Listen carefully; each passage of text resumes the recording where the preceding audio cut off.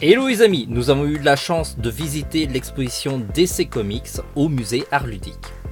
On vous apporte des images de l'exposition ainsi que nos impressions. Alors on va pas tourner autour du pot, on peut vous dire que l'exposition est super sympa et qu'il vaut le coup. Il retrace l'historique de l'éditeur à travers des planches de BD originaux de différentes périodes. Il fait aussi pour chaque super-héros un lien vers l'univers cinématographique ou télévisuel. On peut ainsi admirer les différents costumes de Superman. Le Superman que vous voyez à l'écran est celui de Tim Burton, un projet qui n'a jamais vu le jour. Tout au long du parcours, il y a un audio guide qui vous donne des informations précieuses et des anecdotes sur les œuvres qui y sont présentées. Si on suit bien l'audio guide, il faut à peu près 2 heures environ pour parcourir tout l'expo.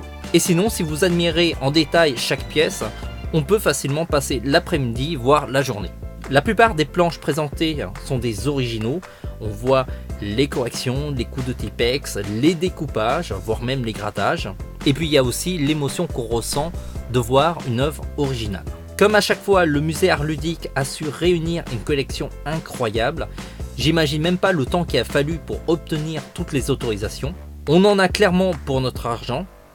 L'autre super-héros qui est très bien représenté durant l'expo est bien entendu Batman. Il faut dire que le justicier de Gotham a fait beaucoup plus de films, allant de Tim Burton, Christopher Nolan et le tout dernier Batman v Superman.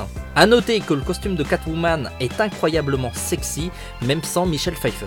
Tout au long du parcours, il y a des écrans avec des témoignages des artistes phares ayant travaillé pour DC Comics, comme par exemple Jim Lee.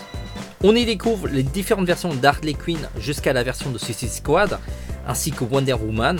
J'avoue que la nouvelle version de Wonder Woman me plaît beaucoup plus que celle de la série télé, elle fait moins kitsch.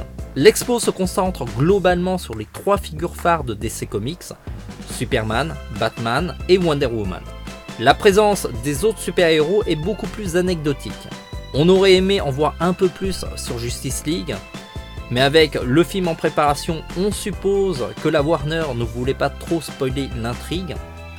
En tout cas, si vous voulez aller voir une exposition comics inspirante, on vous met en commentaire et sur notre site toutes les informations pour y aller. On se dit à très vite. En attendant, dessinez bien!